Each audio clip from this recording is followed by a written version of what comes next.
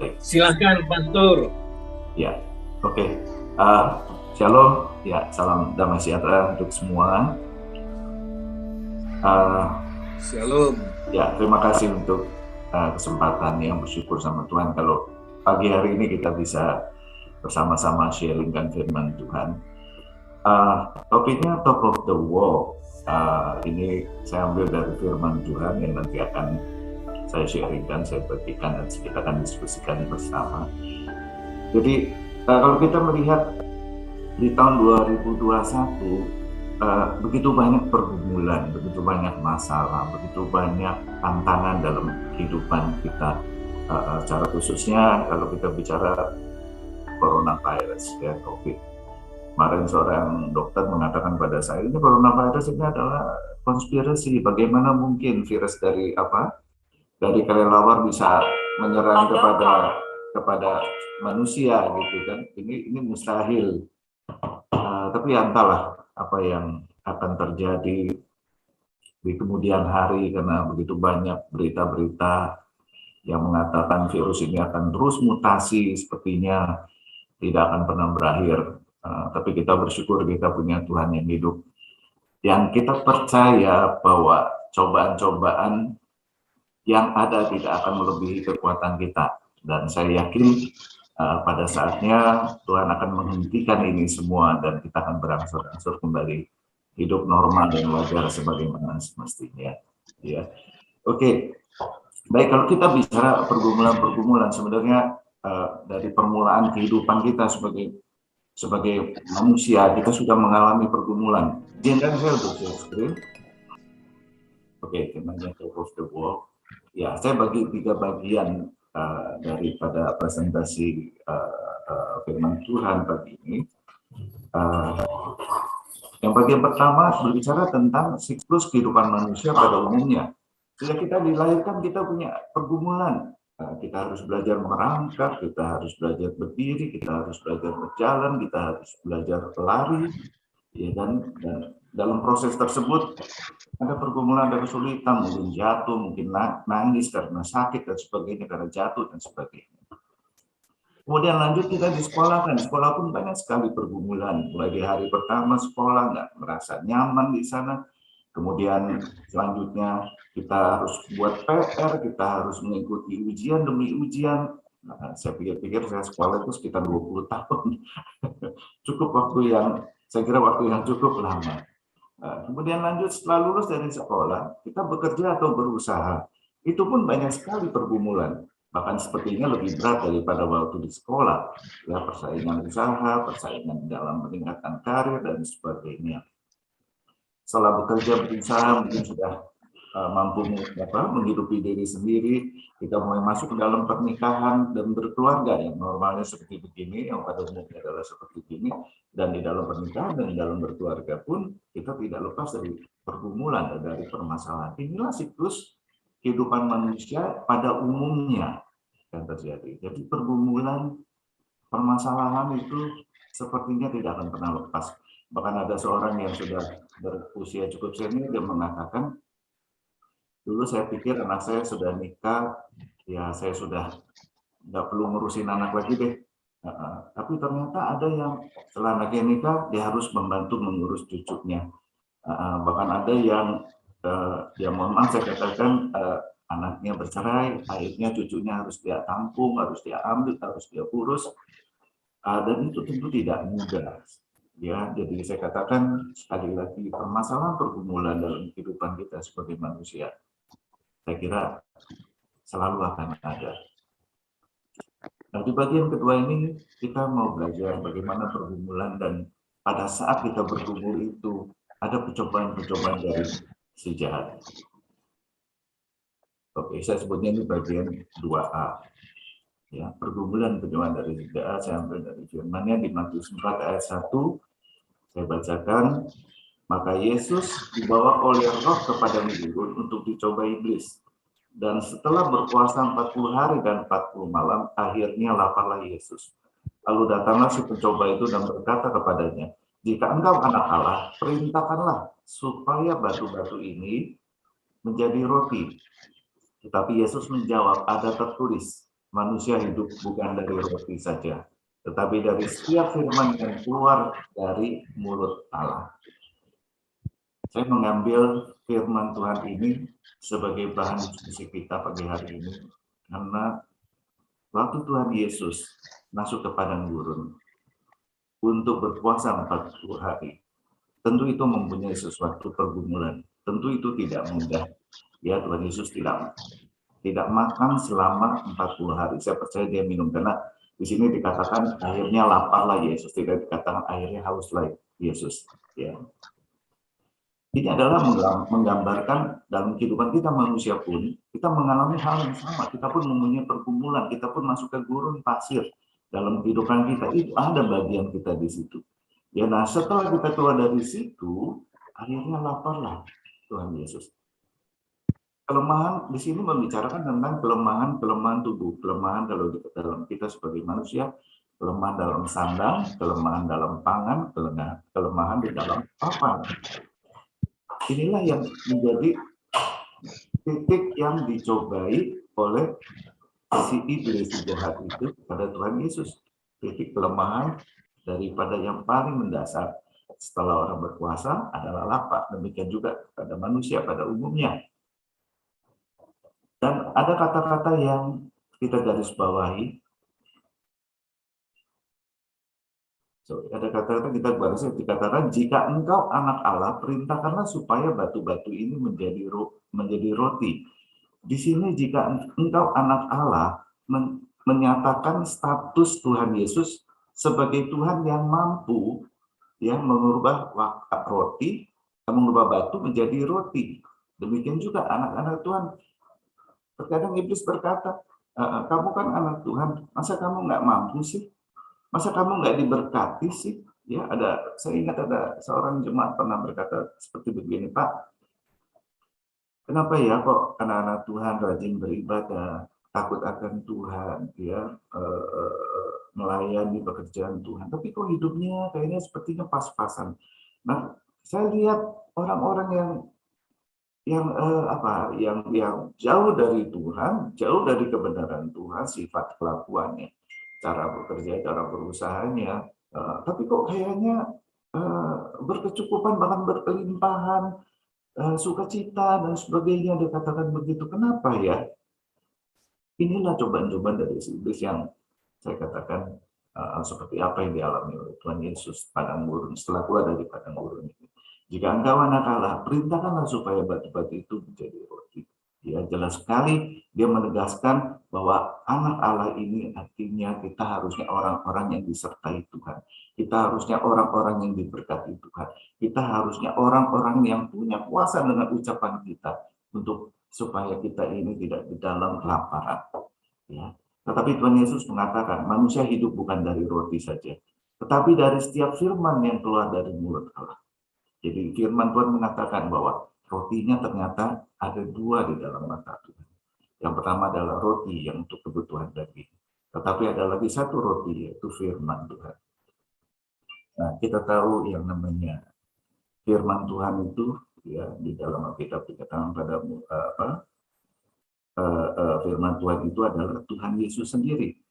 Ya, coba kita lihat firman-Nya. Ya. Nah, ini di Matius 26:26.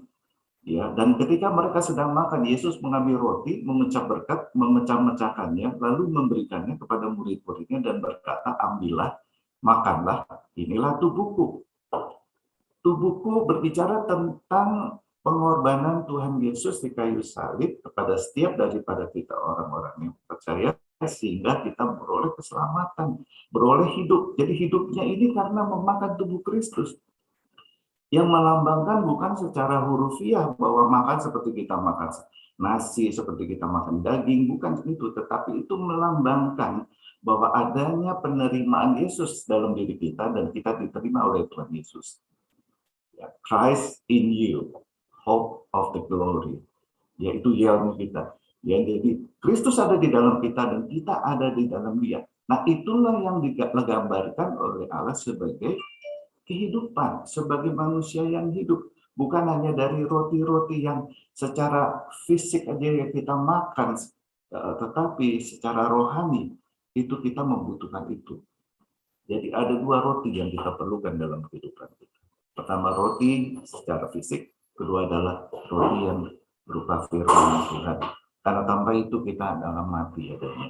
Ya, itu yang paling utama pada saat kita lapar. Jangan saja kita terfokus kepada makanan duniawi. Memang kita memerlukan itu, tubuh kita memerlukan itu. Tapi kita juga harus fokus akan firman Tuhan. Ya, harus ada di dalam kita sehingga roti yang kita makan itu berkenan di hadapan Tuhan. Ya, bukan roti-roti yang berasal dari perbuatan-perbuatan jahat seperti itu.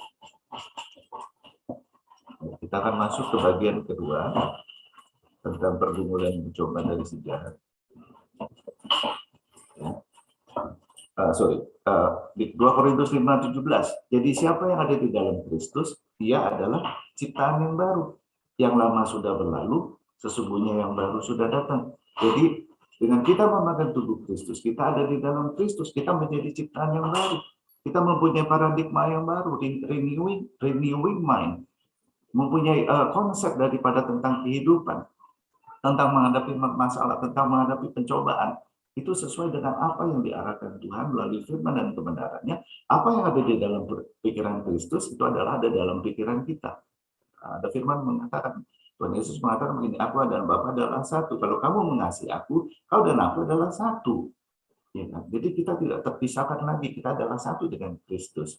Pada saat dia ada di dalam kita dan kita ada di dalam kita. Bagian kedua, pencobaan yang kedua, pergumulan dan pencobaan yang kedua.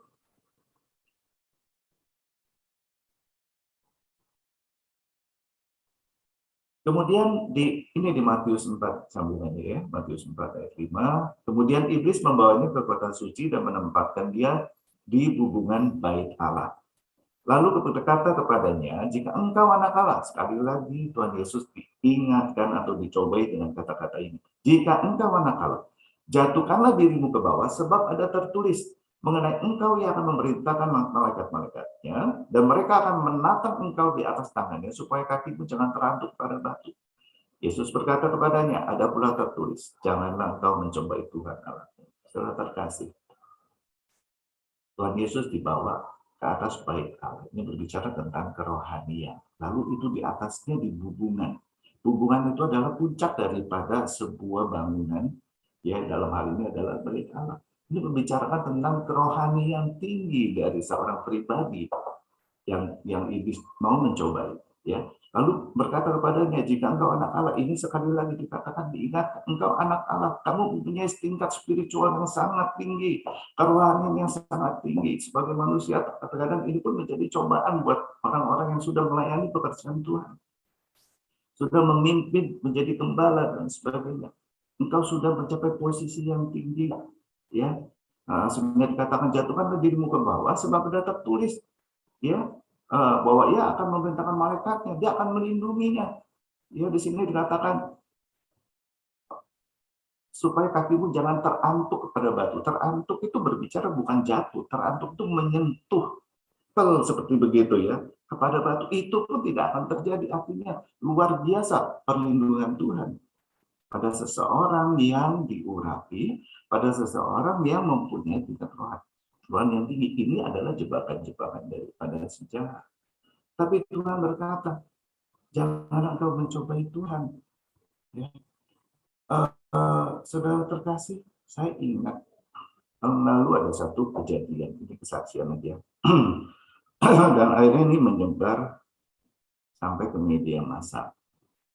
Ada seorang bapak melaporkan kepada polisi bahwa gembala gerejanya waktu konseling dengan istrinya melakukan satu perbuatan yang tidak pantas, sehingga si istrinya itu minta cerai dan mau kawin sama pendeta tersebut. Ini adalah sesuatu yang saya kira prihatin sebagai seorang hamba Tuhan, pendeta yang wajib melindungi, yang wajib menjaga jemaatnya untuk tetap ada di dalam Tuhan, tapi malah menjadi batu sandungan. Mengapa ini bisa terjadi? Saya memperhatikan karena memang gerejanya ini berfokus sentralisasi kepada gembala pendetanya. Kalau gembala pendetanya yang khotbah, gerejanya ramai. Kalau yang khotbah pendeta lain, boleh dikatakan cuma sebagian saja yang hadir. Dan konseling itu hanya bisa dilakukan oleh gembalanya, tas notabene adalah pendetanya, tidak ada yang lain. Dan selalu di dalam khotbahnya dia bersaksi tentang mujizat-mujizat yang terjadi saat dia mendoakan jemaat-jemaatnya. Ada yang mau mati hidup lagi, ada yang usahanya begini didoakan pasti selesai urusannya, selesai dan sebagainya. Nah, tetapi tidak pernah menceritakan kalau dia mendoakan dan itu tidak menjadi kenyataan. Seperti demikian. Ya, artinya saya mengatakan bahwa kemuliaan Tuhan itu bukan dinyatakan, tapi kemuliaan pribadi seseorang menyatakan. Ya, karena itu kan menjadi cobaan buat pendeta gembala tersebut. Dan dia jatuh di dalam hal tersebut. Saya tidak bangga untuk menyampaikan ini, tapi saya mau mengatakan cobaan itu selalu ada. Seorang anak Tuhan harus hati-hati. Iblis selalu menggunakan jika engkau anak Allah.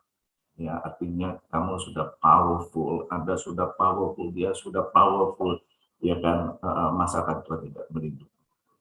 Tapi sekali lagi kita akan mengatakan bahwa ya janganlah kau mencobai Tuhan. Coba kita lihat firman Tuhan di Kisah Para Rasul 28:3. Ketika Paulus memungut seberkas ranting-ranting dan meletakkannya di atas api, keluarlah seekor ular beludak karena panasnya api itu lalu menggigit tangannya. Tapi Paulus menibaskan ular itu ke dalam api dan dia sama sekali tidak menderita sesuatu. Namun mereka menyangka bahwa ia akan bengkak atau maka akan mati rebah seketika itu juga. Tetapi sesudah lama menanti-nanti mereka melihat bahwa tidak ada apa-apa yang terjadi padanya, maka sebaliknya mereka berpendapat bahwa ia seorang dewa. Ayat ini sering digunakan untuk menceritakan bahwa Allah menyertai kita, Tuhan menyertai kita. Apapun yang kita lakukan, percayalah, ya Tuhan akan melindungi kita, akan menghindari kita dari segala hal-hal yang tidak baik.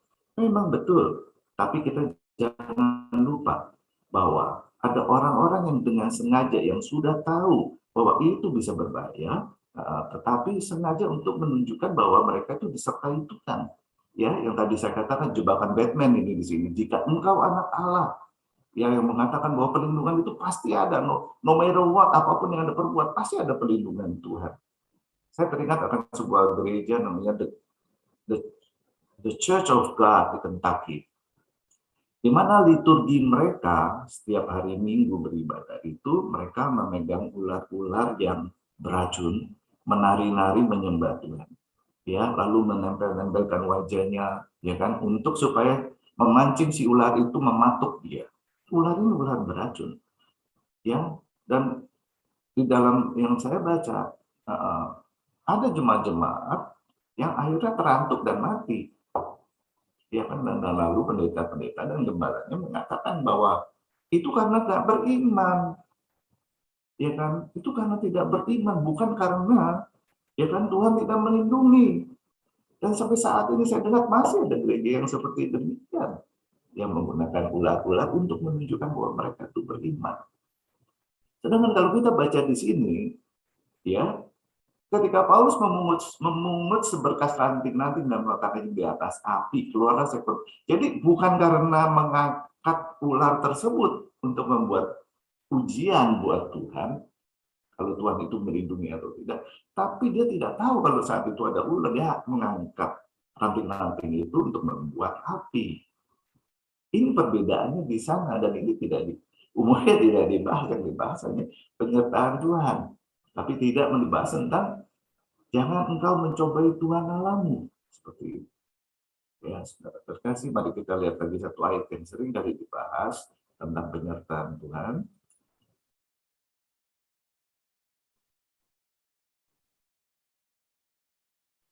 Di Markus 16 ayat 15, lalu ia berkata kepada mereka, pergilah seluruh dunia, beritakanlah Injil kepada segala makhluk. Siapa yang percaya dan dibaptis akan diselamatkan, tetapi siapa yang tidak percaya akan dihukum. Tanda-tanda ini akan menyertai orang-orang yang percaya.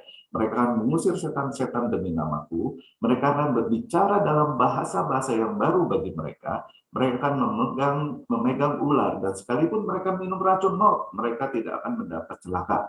Mereka akan meletakkan tangannya atas orang sakit, dan orang itu akan sembuh. Kalau kita baca ini, dikatakan bahwa saat seseorang percaya, ya, mereka megang ular, sekalipun mereka minum racun, mereka nggak akan celaka. Ya, ini berbicara tentang bahwa kuasa Tuhan menyertai mereka, tapi kita baca dengan baik-baik. Ya. Pergilah seluruh dunia, beritakan Injil kepada segala makhluk. Ini Tuhan Yesus berbicara kepada murid-muridnya. Siapa yang percaya? Artinya bukan murid-murid, yang murid-muridnya sudah orang percaya. Wah, siapa yang mereka injili itu percaya dan dibaptis akan diselamatkan. Tetapi siapa yang tidak percaya akan dihukum. Tanda-tanda ini akan menyertai orang-orang yang percaya. Orang-orang sini kalau kita selidiki di King James Version itu adalah them. Them itu berbicara orang-orang yang diinjili dan menjadi percaya. Mereka akan mengusir setan-setan demi namaku. Jadi saat mereka percaya, mereka memiliki kuasa untuk hal tersebut. Mereka akan berbicara dalam bahasa-bahasa yang baru bagi mereka. Mereka akan memegang ular. Nah, di sini memegang ular. Saya pelajari di dalam King James Version itu take up bahasa Inggrisnya. Nah, take up itu artinya mengangkat, take up, mengangkat seperti scooping. Scooping itu seperti apa ya?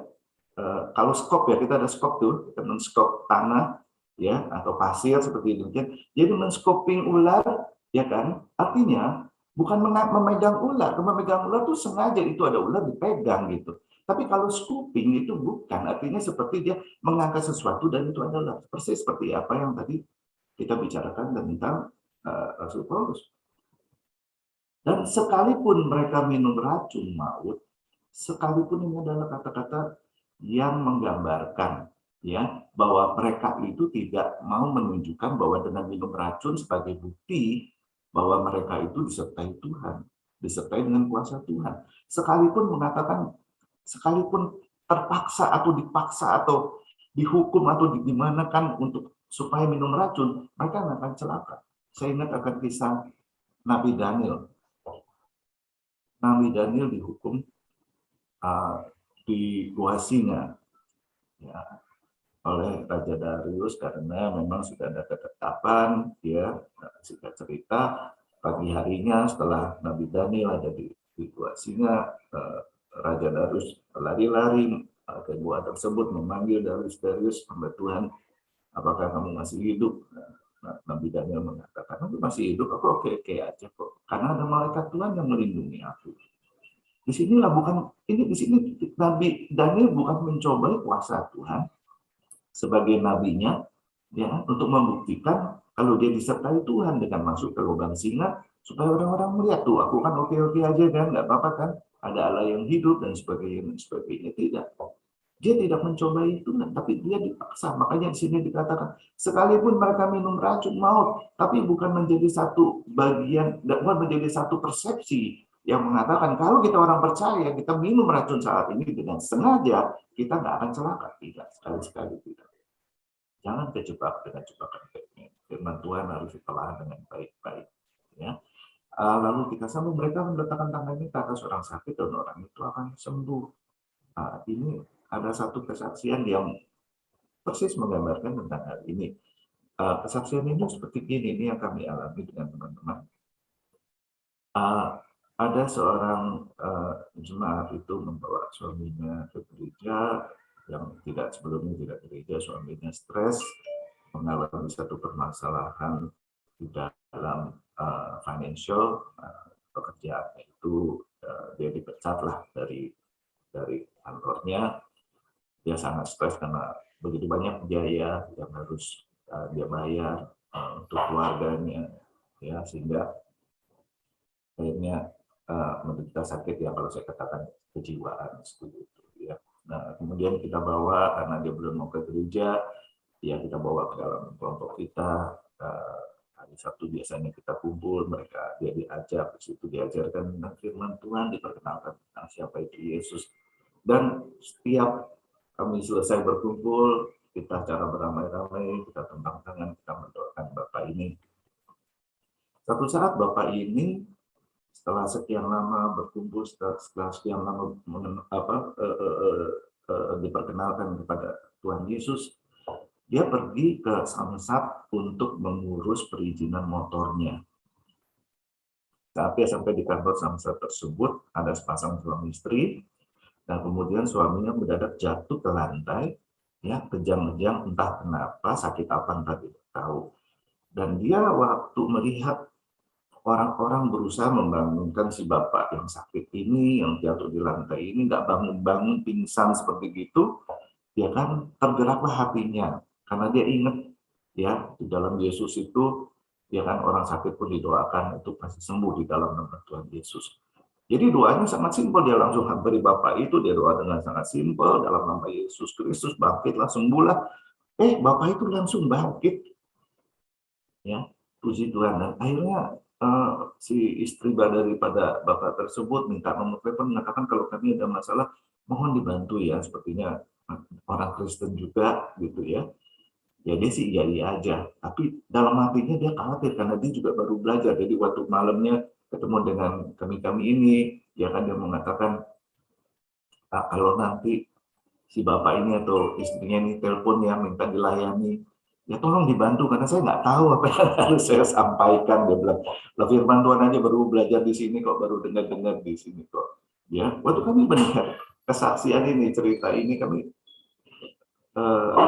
bersuka cita. Dan kami melihat bahwa apa yang tertulis di dalam firman Tuhan itu benar adanya. Ya, bahwa orang yang percaya dia meletakkan tangannya di atas orang sakit dan orang itu akan sembuh. Ya. Jadi konklusi daripada bagian 2P ini, janganlah engkau mencobai Tuhan Allahmu. Ya, jangan sampai terjebak sama jebakan Batman. Ya, jangan karena engkau ini anak Allah, karena engkau ini hambanya Allah, hambanya Tuhan, ya kan, segala sesuatu bisa kita lakukan semua maunya kita, sampai-sampai kita tidak mengerti bahwa sesungguhnya kita ingin mencoba Tuhan. Nah, oke, kita masuk ke dalam bagian yang bagian 2C, pergumulan dan percobaan ya. Nah, ini bagian yang ketiga daripada percobaan tersebut di Matius 48. Dan iblis membawanya pula ke atas gunung yang sangat tinggi dan memperlihatkan kepadanya semua kerajaan dunia dengan kemegahannya. Dan berkata kepadanya, semua itu akan kuberikan kepadamu jika kau sujud menyembahku. Maka berkatalah Yesus kepadanya, enyalah iblis, sebab ada tertulis, engkau harus menyembah Tuhan Allahmu, dan hanya pada dia sajalah engkau berbakti. Lalu iblis meninggalkan dia, dan dia malaikat-malaikat datang Yesus. Yang ketiga ini jebakannya. Dan iblis membawanya pula ke atas gunung yang sangat tinggi. Ya, inilah yang tadi saya katakan, tema yang saya dapatkan dari firman Tuhan ini, top of the world, ya, gunung yang sangat tinggi, ada di puncak daripada dunia, ya, dan untuk memperlihatkan kepadanya semua kerajaan dunia dengan kemegahannya.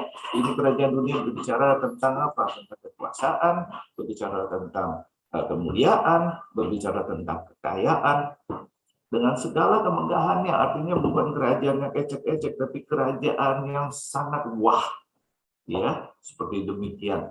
Inilah yang ditawarkan kepada Tuhan Yesus sebagai pencobaan. Saudara terkasih, bukankah di dalam pergumulan kita, dalam pergumulan manusia tepatnya, ya, kadang iblis pun menawarkan seperti itu, ya, sembarang. Saya ingat ada seorang yang datang dari gereja, masuk di dalam konsel kami begitu, setelah lebih mengenal dekat dia mengatakan, saya ini punya ilmu. Ilmu apa, kita kaget juga. Ini orang yang sudah minggu ke gereja. Saya punya ilmu yang saya belajar di Banten untuk supaya bisa membaca pikiran orang lain. Wow, membaca pikiran orang lain. Ya kan enak Pak, kalau misalnya saya mau deal bisnis, saya itu bisa tahu apa yang saya hadapi itu, si bapak yang saya hadapi itu pemikirannya seperti apa, sehingga saya bisa menggolkan proposal saya atau penawaran saya seperti demikian. Saya belajar dan masih banyak, bukan hanya itu saja yang saya belajar di Banten tersebut. Sekian lama kemudian dia mengatakan, tapi Pak, kenapa ya kok hidup saya ini sepertinya nggak ada damai, nggak ada sukacita. Ya, saya berkecukupan secara financial, tetapi kok sepertinya ada kekhawatiran, ada ketakutan terus di dalam kehidupan saya. Lalu dia mengatakan, oke, saya mau melepas daripada ilmu-ilmu ini. Ya, nah, itu kemudian oleh teman-teman dan koordinator gereja saat itu didoakan, dan dia akhirnya terlepas. Hanya pada saat didoakan dia merasa sangat kesakitan, sehingga dia pukuli lantainya sampai tangannya itu pada pecah-pecah semua, ya, berdarah semua di sini, dan dia tidak merasakan sakit pada saat itu sampai setelah dia sadar siuman. Ya, tetapi sayangnya si bapak tersebut akhirnya jatuh lagi ke dalam godaan-godaan coba-coba si iblis karena masalah financial. Dia kembali menyembah si iblis tersebut untuk mendapatkan saya bukan mengatakan rezeki, tapi mendapatkan mamon seperti demikian. Nah, disinilah jebakan-jebakan yang saya melihat, ya, bahwa Tuhan mengatakan kepada iblis, sebab ada tertulis, engkau harus menyembah Tuhan Allahmu, hanya pada Dia sajalah kau berbakti, hanya kepada Kristuslah kita menyembah, janganlah kita menyembah pada siapapun selain daripada Dia, karena itu tidak akan memberikan sesuatu yang dikatakan oleh Tuhan, damai, sejahtera, dan sukacita. Saya melihat tidak sedikit orang-orang yang sepertinya memiliki segala-galanya, tetapi kehidupannya sebenarnya tidak ada yang namanya kebahagiaan. Coba lihat Bill Gates. Bill Gates bukankah pernah menjadi salah satu orang yang terkaya, tapi beberapa tahun terakhir kehidupan suami istrinya sudah tidak ada damai, tidak ada sukacita, dan akhirnya dia bercerai. Dia mungkin memiliki harta yang sangat luar biasa, tapi dia tidak akan pernah bisa memberikan kebahagiaan, damai, dan sukacitanya Tuhan kalau dia jatuh kepada cobaan-cobaan seperti itu. Baik, setelah kita mendengar sharingkan firman Tuhan, ya, tentang percobaan-percobaan di dalam pergumulan, lalu tentu yang perlu kita sama-sama diskusikan, yang bagaimana sih kita bisa lepas atau melampaui coba-cobaan. Terus ada beberapa yang saya selidiki, ya. Nah, ada dua kisah di dalam Alkitab yang saya selidiki dan saya membuat comparison, perbandingan.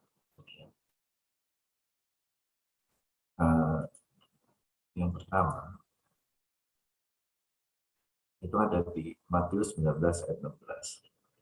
Ada seorang datang kepada Yesus dan berkata, Guru, perbuatan baik apakah yang harus kuperbuat untuk memperoleh hidup yang kekal? Jawab Yesus, apakah sebabnya engkau bertanya kepadaku tentang apa yang baik? Hanya satu yang baik. Tetapi jika engkau ingin masuk ke dalam hidup, turutilah segala perintah Allah. Kata orang itu kepadanya, perintah yang mana? Kata Yesus, jangan membunuh, jangan berzina, jangan mencuri, jangan mengucap saksi dusta. Hormatilah ayahmu dan ibumu dan kasihilah sesama manusia seperti dirimu sendiri. Kata orang muda itu kepadanya, semuanya itu telah kuturuti. Apalagi yang masih kurang? Kata Yesus kepadanya, jika engkau hendak sempurna, pergilah, juallah segala milikmu dan berikanlah itu kepada orang-orang miskin. Maka engkau akan beroleh harta di sorga. Kemudian datanglah kemari dan ikutilah aku. Ketika orang muda itu mendengar perkataan itu, pergilah ia dengan sedih, sebab banyak hartanya.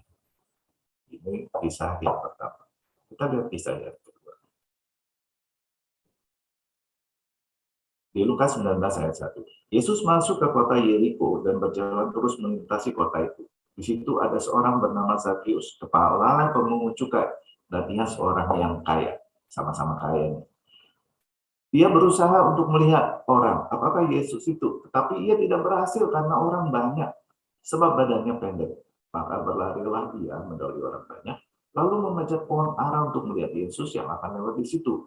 Ketika Yesus sampai ke tempat yang berkata Zakheus, segeralah turun, sebab hari ini aku harus menumpang di rumahmu. Lalu Zakheus segera turun dan menerima Yesus dengan sukacita. Tetapi semua orang yang melihat hal itu bersungut-sungut. Katanya, ia menumpang di rumah orang berdosa. Tetapi Zakheus berdiri dan berkata kepada Tuhan, Tuhan, setengah dari milikku akan kuberikan kepada orang miskin, dan sekiranya ada sesuatu yang kuperas dari seseorang, akan kukembalikan 4 kali lipat. Kata Yesus kepadanya, Hari ini telah terjadi keselamatan kepada rumah ini, karena orang ini pun anak Abraham, sebab anak manusia datang untuk mencari dan menyelamatkannya. Ya, kita membahas tentang persamaannya. Yang pasti ini sama-sama orang kaya.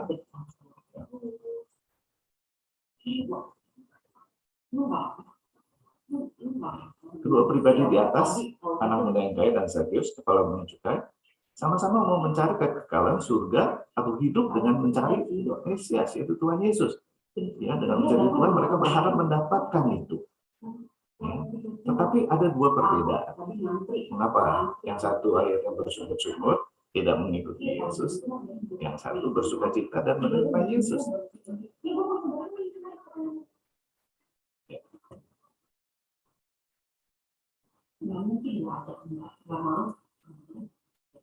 Ya, perbedaannya. Si anak muda hatinya tidak sepenuhnya menerima Yesus atau mendua hatinya.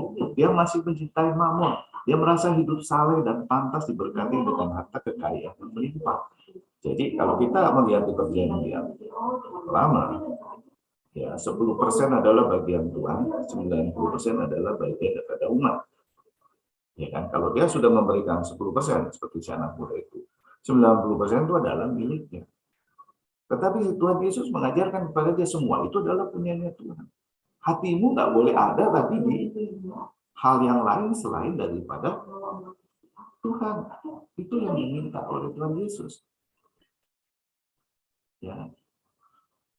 Tapi si anak muda itu mengatakan, tidak, ini ada di bagianku. Aku udah hidup saleh, aku udah hidup benar, ya kan?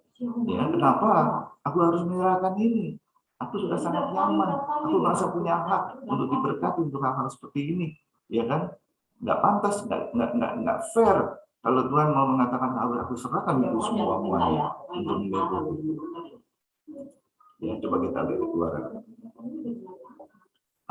Apa sih pribadi Tuhan itu seperti apa sih?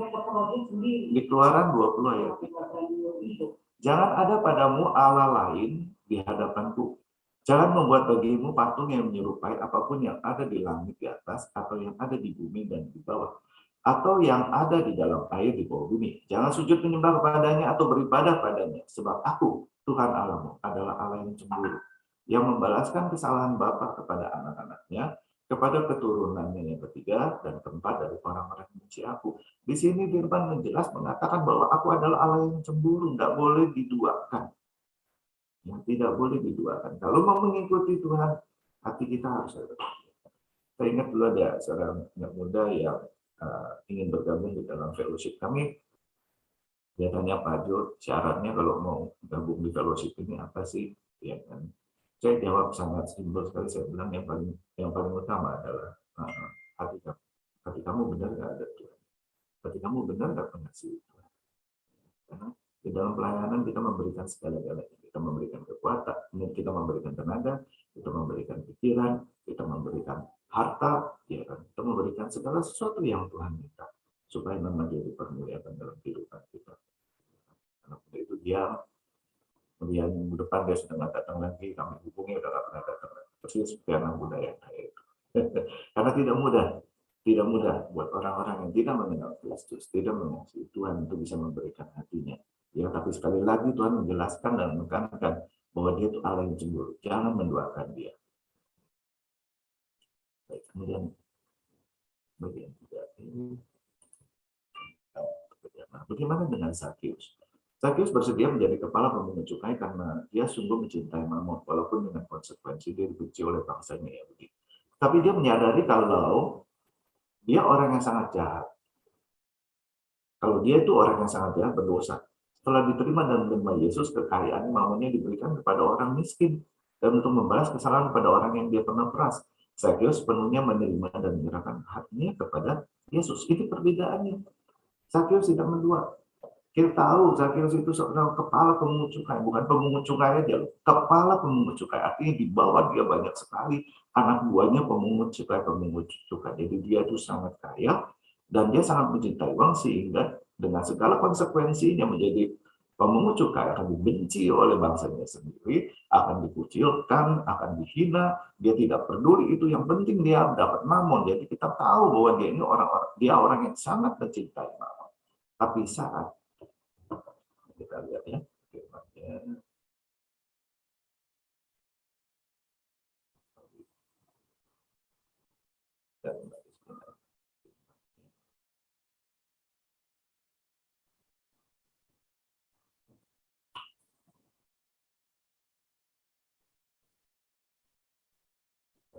Ya, kita bahas Zakheus.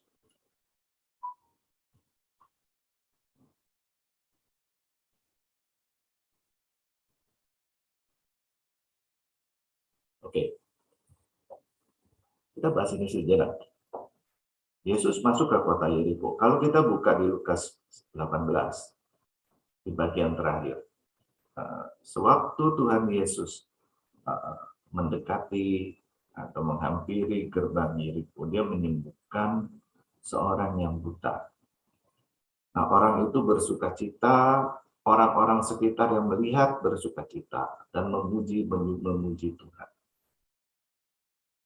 Berita tentang apa yang Tuhan lakukan sebelum dia masuk ke kota Yeriko itu pasti sudah terdengar di kota itu. Demikian juga terdengar oleh Zakheus, ya, bahwa seorang Mesias sudah datang. Makanya waktu Yesus masuk ke Yeriko, Zakheus berupaya untuk bertemu, untuk melihat siapa sih Mesiasnya ini, ya.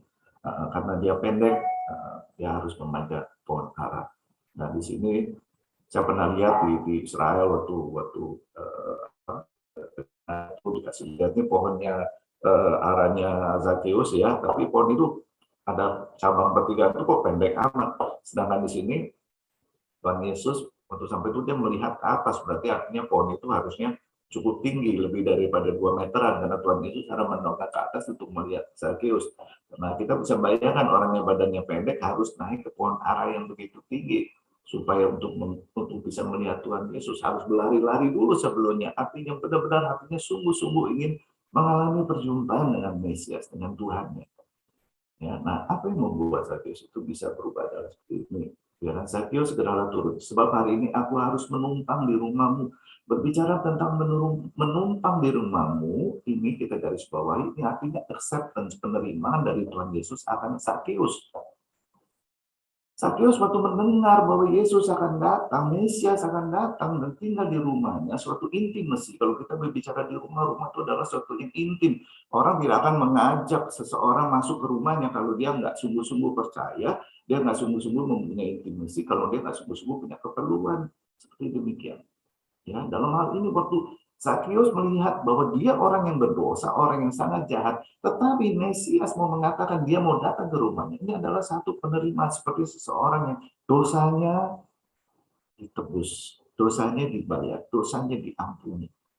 Ya, karena itu di sini di selanjutnya lalu Zakheus turun dan menerima Yesus dengan sukacita karena dia tahu dia ini orang yang berdosa, dia tahu dia ini orang yang jahat. Waktu menerima pengampunan ini, puji Tuhan. Ya kan? Ya.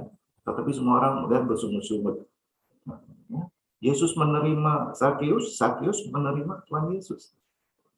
Ya, ini berbicara tentang Tuhan ada di dalam Zakheus, Zakheus ada di dalam Tuhan. Ini apa yang tertulis di dalam firman ini sungguh luar biasa. Ya. Nah, sekarang saudara terkasih, coba kita renungkan sedikit. Bagaimana seorang Zakheus yang begitu mencintai mamon, to the point sampai dia sendiri harus menjual harkatnya dan kehormatannya dalam tanda petik untuk mendapatkan mamon, bisa berkatakan, bisa memutuskan, bisa melakukan, memberikan setengah dari miliknya kepada orang miskin. Dan sekiranya ada sesuatu yang kuperas dari seseorang, di mana semua orang sebenarnya diperas sama dia, karena kalau kita tahu, kalau kita mempelajari tentang pemungut cukai saat itu adalah mereka menang tender dari pemerintah Romawi dan mereka berhak untuk menentukan berapa pajaknya daripada orang-orang Yahudi itu, dan itu sengaja diperas gitu, ditinggi-tinggikan, ya. Dan dia akan mengatakan kembali dibalikan dengan 4 kali lipat. Notabene saat itu kalau kita hitung-hitungan secara matematika, Zakheus itu udah jatuh miskin. Sudah jatuh miskin dalam tanda petik. Ya. Nah, bagaimana seseorang seperti Zakheus kok bisa ya? Yang dia cintai dengan segitu besar, ya kan dia bisa lepas saat dia bertemu, saat dia menerima Yesus, saat Yesus menerima. Kata Yesus padanya, hari ini telah terjadi keselamatan kepada rumah ini karena orang ini pun anak Abraham. Cara Abraham adalah anggota daripada kerajaan Allah. Ya, sebab anak manusia datang untuk mencari dan menyelamatkan yang hilang. Zakheus adalah orang hilang. Karena dia adalah orang yang menerima Yesus sepenuh hati. Tidak ada lagi dualisme, tidak ada lagi menduakan di dalam hati. Sepenuhnya, ya kan, dia berikan segala sesuatu untuk Yesus yang terutama dalam kehidupannya. Kesimpulannya, kita lihat di ayat Galatia 2:20. Namun aku hidup, tetapi bukan lagi aku sendiri yang hidup, melainkan Kristus yang hidup di dalam aku. Dan hidupku yang kuhidupi sekarang di dalam daging adalah hidup oleh iman dalam anak Allah yang telah mengasihi aku dan menyerahkan dirinya untuk aku. Ya, di Galatia 2:20 ini jelas dikatakan, ya, adalah Kristus yang hidup dalam tubuh. Saat seseorang menerima Yesus sebagai Tuhan dan Juru Selamatnya, tidak menduakannya, semuanya itu adalah Kristus. Saat itu dia akan melakukan yang namanya sweet surrender. Sweet surrender adalah berserah di dalam sukacita. Seperti apa yang dilakukan oleh Zakheus. Dia menyerahkan sesuatu yang dianggap sampah, yang tidak ada artinya, dan menempatkan Kristus pada tempat yang terutama dalam kehidupannya, di dalam hatinya. Ya, karena itu dikatakan oleh Tuhan Yesus Kristus, keselamatan sudah ada pada keluarga ini. Coba kita lihat juga di Filipi 3 ayat 7. Ini apa yang Rasul Paulus katakan. Tetapi apa yang dahulu merupakan keuntungan bagiku, sekarang kuanggap rugi karena Kristus.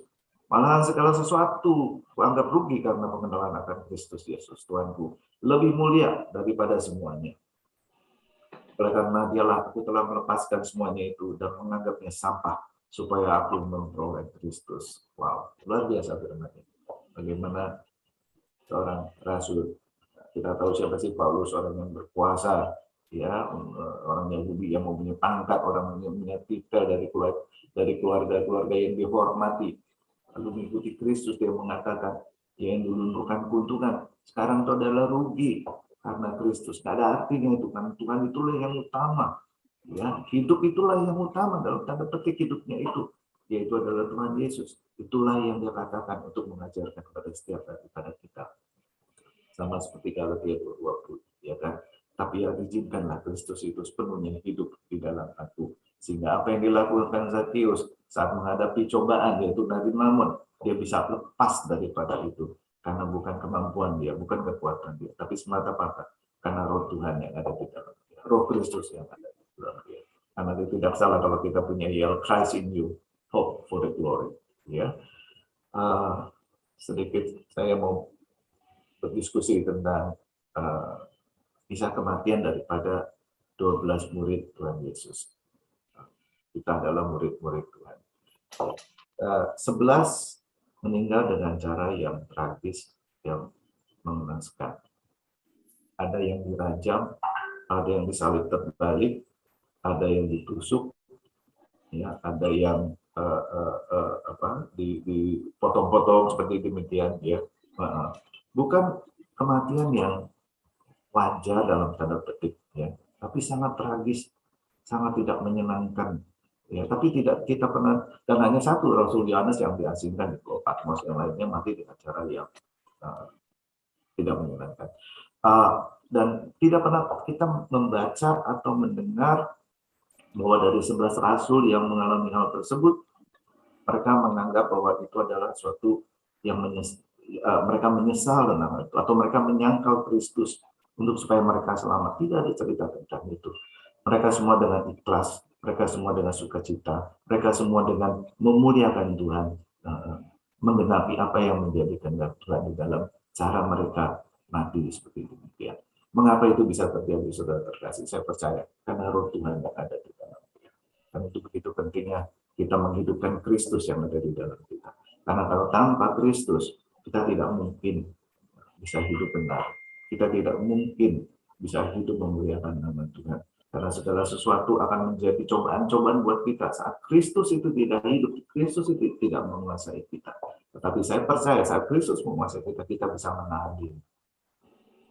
Kita bisa mendapatkan apa yang namanya bimbingan-bimbingan secara rohani. Kita akan mendapatkan teguran di dalam kasih. Kita akan mendapatkan namanya kesempatan untuk memberitakan Injil dan memuliakan Tuhan dan tidak menjadi batu sandungan sepenuhnya. Demikian firman Tuhan yang saya mau sharingkan, itu juga sudah mendekati ya, sudah lewat. Saya mengucap syukur dan terima kasih untuk kesempatan ini. Mudah-mudahan apa yang di-sharingkan di hari ini bisa menjadi berkat buat kita semua. Ya, terima kasih, Tuhan Yesus memberkati ya. Saya kembalikan kepada Pak Brother Frans. Amin, amin. Luar biasa firman-Nya, Pastor. Christ in you, the hope of glory. Terima kasih Pastor Jo atas pemaparan firman-Nya.